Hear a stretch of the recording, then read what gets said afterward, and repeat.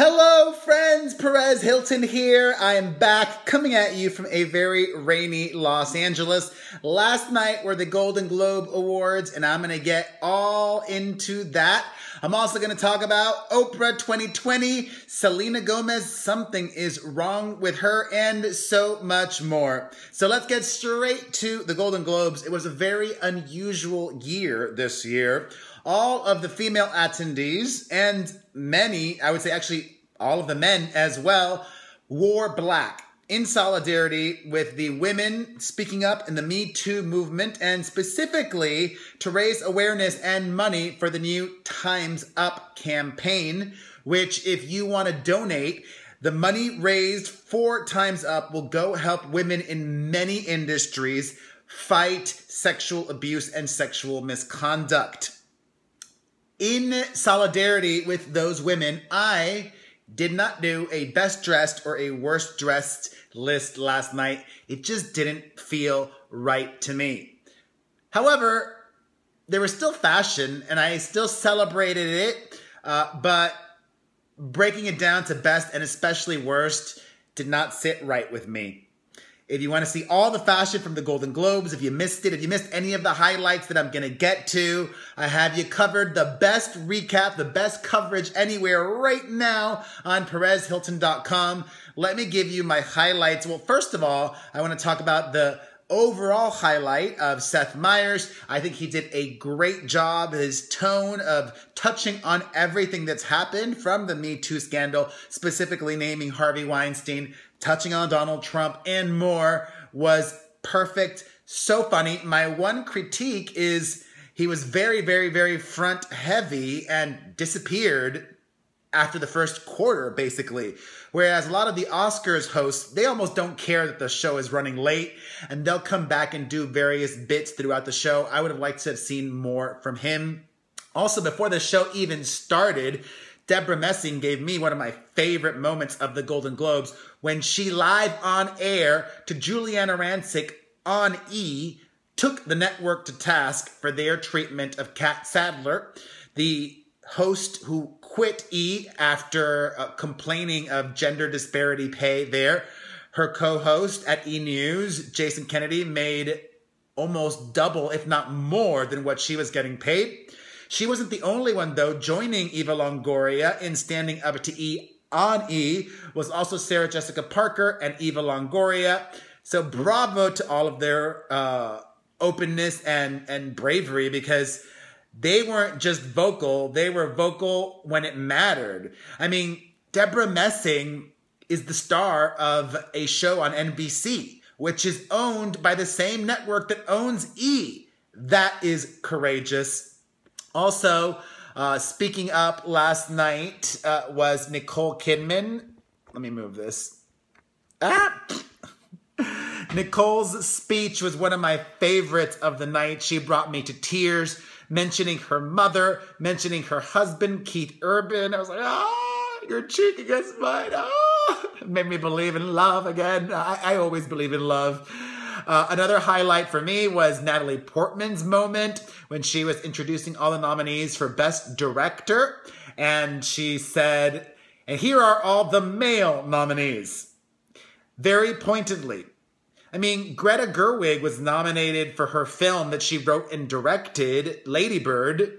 The movie was nominated. She was not nominated for Best Director. There were a lot of people that could have been nominated, and deservingly so. I mean, Patty Jenkins with Wonder Woman. Wonder Woman was one of my favorite movies of 2017. Legit.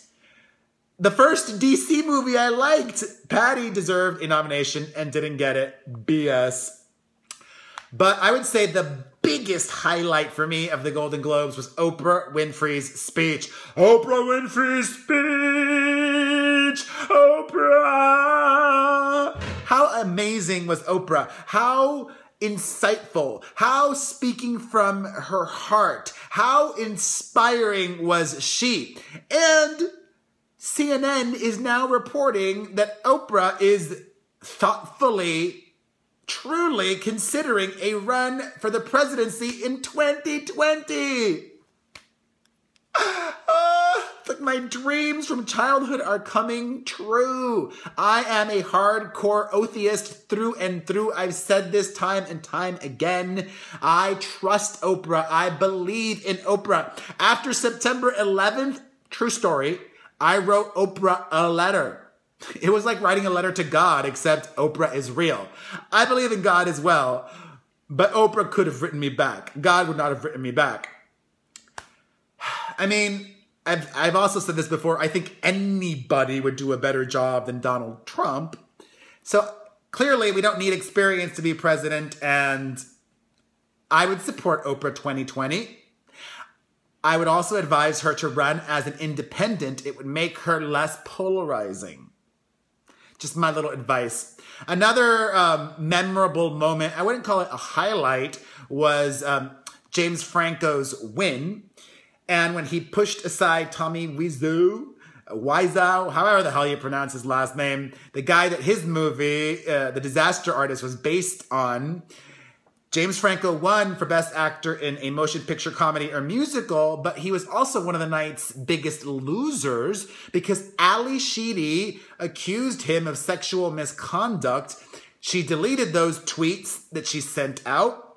And other women also came forward during the Golden Globes telecast to accuse James Franco of sexual misconduct and remind us all of that time that he knowingly tried to lure a 17-year-old to meet up with him. Which raises the question, will the Oscars hold that against him? And should they? Will they? Should they? I don't know. I mean, I think they should. I don't know. Should they? Oh, I don't know. It's a tough question. I don't have an answer on that one. What do you think? I want to know what you think. I'm still formulating my opinion on should they, and I don't think they will. I mean, he's not the only person that won last night that had a shady past. Gary Oldman has been accused by his ex-wife during their divorce proceedings. Not just his ex-wife, the mother of two of his children claimed that Gary Oldman aggressively assaulted her with a phone and choked her. Anyways, let's move on from the actual show to after the show. Rose McGowan took to Twitter to attack all of the women that wore black at the Golden Globes telecast. She said, and not one of those fancy people wearing black to honor our rapes would have lifted a finger had it not been for me speaking out. I have no time for Hollywood fakery, but you I love.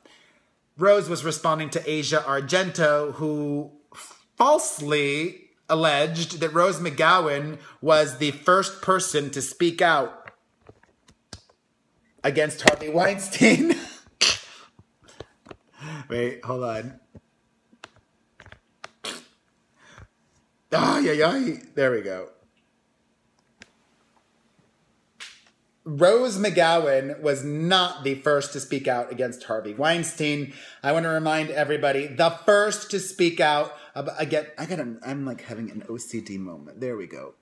The first to speak out against Harvey Weinstein was actually Ashley Judd. She was, to my recollection, the first actress that spoke on the record to the New York Times in their explosive piece that begun everything against Harvey Weinstein. On to some, before I leave Rose McGowan, Rose sure A, loves attention, and B, speaking out when it's convenient for her, but she has remained glaringly silent about E's mistreatment of Kat Sadler, because the E! Network is paying her for a reality show on their network. And one of the most powerful moments for the Golden Globes for me was seeing Ashley Judd, Harvey Weinstein victim, seated next to Salma Hayek, Harvey Weinstein victim. A silent moment, so powerful. I applaud all the women that were there last night that used their platform to bring activist guests with them. I applaud every woman that's come forward and spoken out. And let's move on to sillier news. Well, not all sillier news.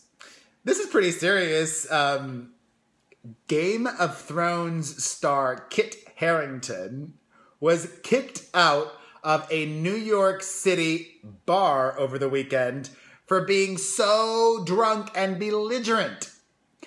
I hope that's not indicative of a bigger problem or an issue that he's going through. And I've never been that drunk that I've been kicked out of a bar or a club before. Have you? Also, potentially serious news. Selena Gomez went to her childhood home in Texas and posted a photo on Instagram. She captioned it, quote, "The home I grew up in from birth to 13. No one was home when I knocked this time, LOL. I visit this place every chance I get. In many ways, it very well could have been better than my life today. But I'm grateful for a voice that can enable change today, even when I don't know how to do it well or actually want it. I love you, Grand Prairie. Thank you." I mean, she's been through a lot. I'm trying to be compassionate, so I'm trying to word myself very carefully.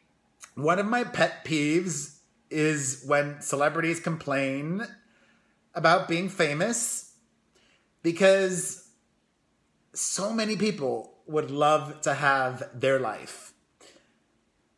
And when you take what you have for granted, when you keep wishing for something else, like that is a slippery slope. And that's when you start to become ingrateful and potentially could be depressed or whatever it is. But all I will say is I wish Selena Gomez peace. I send her peace. On to some insane news that was trending today. H&M posted this photo on their website selling a hoodie of a little black boy with a hoodie that said, what did it say? Coolest monkey in the jungle or some shit like that. Like, how does that happen? How